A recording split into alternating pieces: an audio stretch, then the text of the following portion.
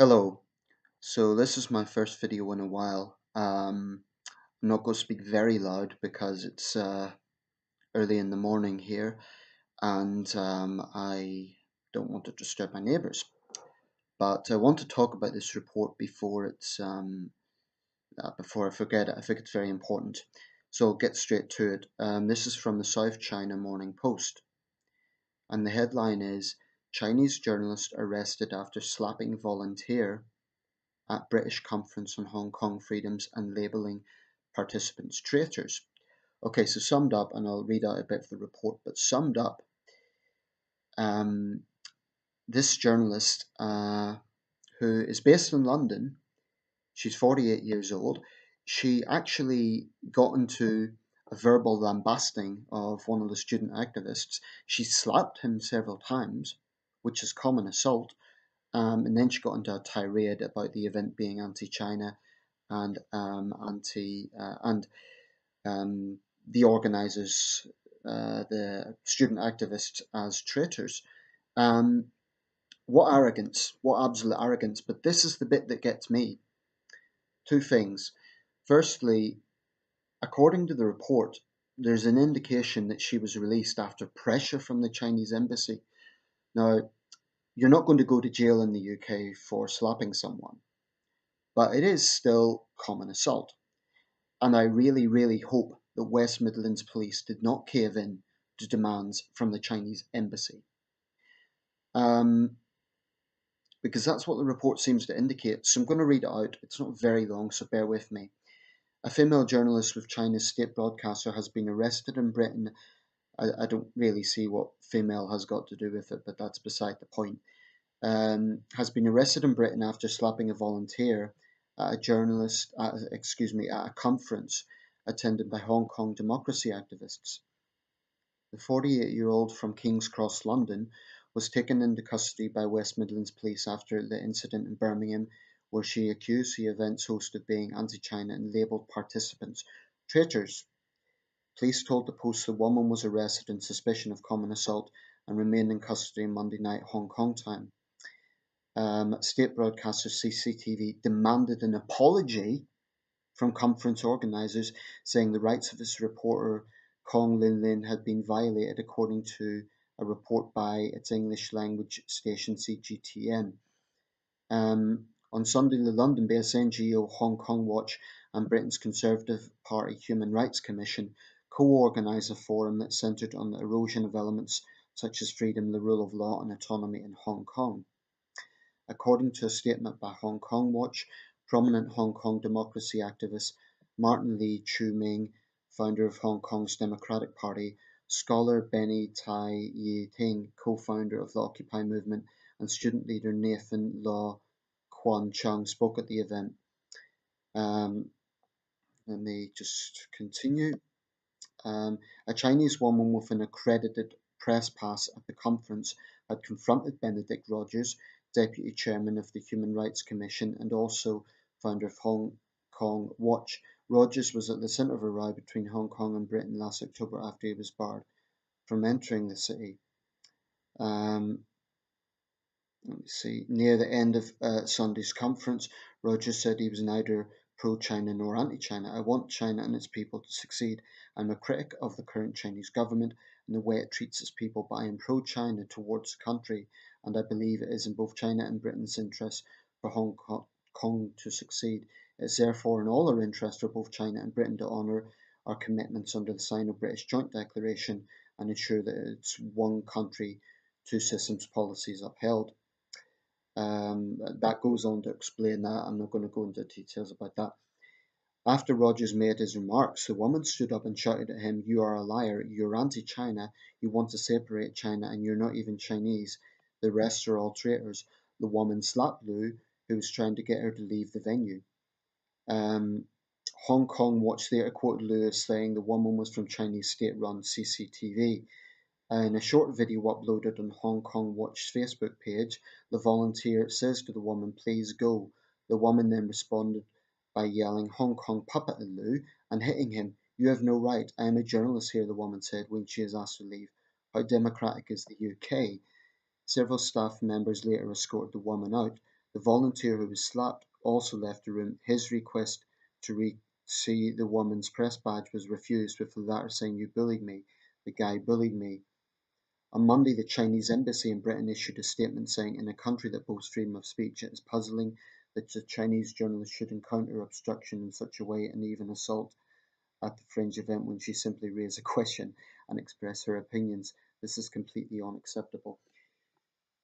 Okay, I'm not going to continue to tell the propaganda of the Chinese Communist Party. This is a good example of their arrogance.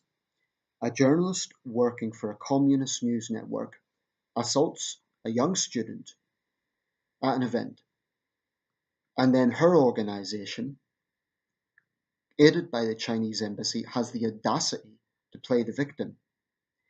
This is the sort of infuriating arrogance that I think we should absolutely show no tolerance to. In fact, after reading this, I sent a message to the Home Secretary. Now, I appreciate Mr. Javid is a busy man and he might not reply, but I feel very strongly about things like this.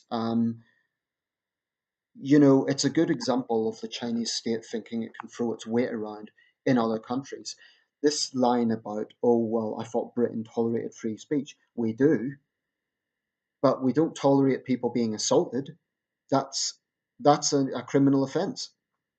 So how she conflates asking questions, which she does have a right to do, with assaulting someone, which she does not have a right to do, I don't know. I mean, just imagine the situation if a British journalist assaulted somebody in China. They would absolutely not only be thrown out, they'd probably be jailed. So I really feel strongly about this. I feel she should be kicked out of the UK. And I feel we should simply stand up to the Chinese embassy and say, "No, your representative is in the wrong, and we will not be apologising. In fact, we demand an apology from you for your representative thinking she can behave this way." Um, it's a good example of how Chinese media very often conflates journalism with ultranationalism. Um, if she was really a professional journalist, she would be keeping her personal feelings to herself. Fine, ask him questions, but she clearly brought her personal feelings into it. Um, and I'm troubled by the reports that West Midlands Police um, let the woman go after pressure from the Chinese embassy. Now, might just be the standard procedure, but my concern is, well, is this because, they're caving in to bullies? So I really think this is a serious matter. Um, this comes a few days after there was reports from Sweden where, again, the Chinese embassy there was demanding an apology. In that situation, a Chinese family was asked to leave a a hostel in Stockholm. Now, in that situation, it may be that the hotel was a little heavy-handed, maybe, but there's two sides to every story, and given the reported behaviour of many Chinese tourists, there might be more to that. Um, the way the Chinese government is behaving in recent years, expansionism in the South China Seas, um, going to other countries, particularly in the West, and saying, "We can do what we want and you have no right to question us." Yet when the tables turn, they play the victim. I think it's totally unacceptable. The only language that bullies understand is force. Um, and I understand the history. In the 19th century, China was bullied, China was humiliated. So it wanted to ascertain itself. I'm not going to give a history lesson, but China is now a powerful country. But we absolutely should not be tolerating this sort of behavior.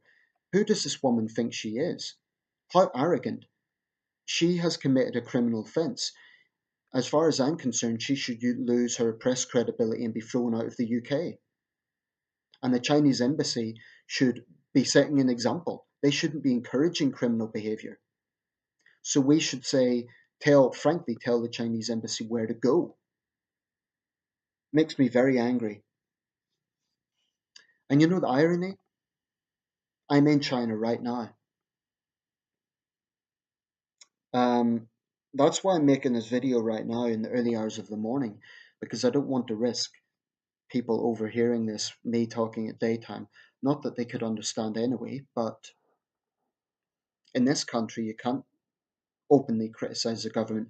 I've had a lot of interesting conversations with colleagues, very civil, there was no animosity. These are people I get on with, I respect, but it is very, very clear this is a country that, the government has absolute power. And it's very clear that they're trying to subtly impose that power elsewhere and then playing up the respect for China narrative. What the Chinese government needs to understand is this oh, don't interfere in our affairs line works two ways. If they really want to toe that line, then they have to respect British law. So a journalist acting in their name, working for them, as far as I'm concerned, journalists who work for CCTV or CGTN are not independent journalists. They're puppets of the Communist Party. He calls him a puppet of Hong Kong. Well, she's a puppet of the CCP. Anyway, the worst thing about this is not that they're doing it. The worst thing would be if we cave into it. The British government, as far as I'm concerned, should be demanding an apology from the Chinese and saying this behaviour is unacceptable. This woman is acting in your name. Why is she behaving this way? She has a right to ask questions. She does not have a right to commit assault. And as far as I'm concerned, a British journalist would not be allowed to behave like that in China. So why should we tolerate it? It makes me very angry the more I think about it. And to any Chinese nationals who want to make excuses for this, well, you have no excuses actually. I can't do it here because I've no access to Facebook. But maybe when I go back to the UK, I'm going to contact their Facebook page, CGTN, and tell them exactly what I think of their arrogant behaviour. I can't even upload this video until I get back, which is ridiculous. Um, but I do feel strongly about this, and I'm going to save this video. This is October 2018. I probably won't be able to upload it until February 2019, but the issues will still be relevant. Who the hell does she think she is? So shame on you, Kong Ling Lin. Shame on you, CCTV. Shame on you, CGTN. And shame on you, CCP.